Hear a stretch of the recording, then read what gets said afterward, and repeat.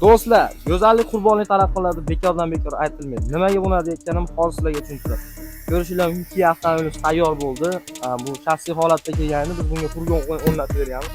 Isuzu formatda bo'lgan, Isuzu ko'rinishda.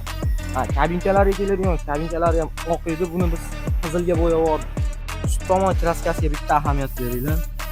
Yonib turibdi-da. Endi ichki tomonni bitta ko'rsating. Ichki taraflari oq bo'yicha qolgan. Bu egalarning xohishiga ko'ra bo'lgan. Bizning aybimiz emas bu. Orqa tomonlarga keladigan, orqa tomonlarni bitta ko'ringlar, alkafon yonib turib, qip-qizil bo'lib, hattoki bitta ham uloq tushmagan.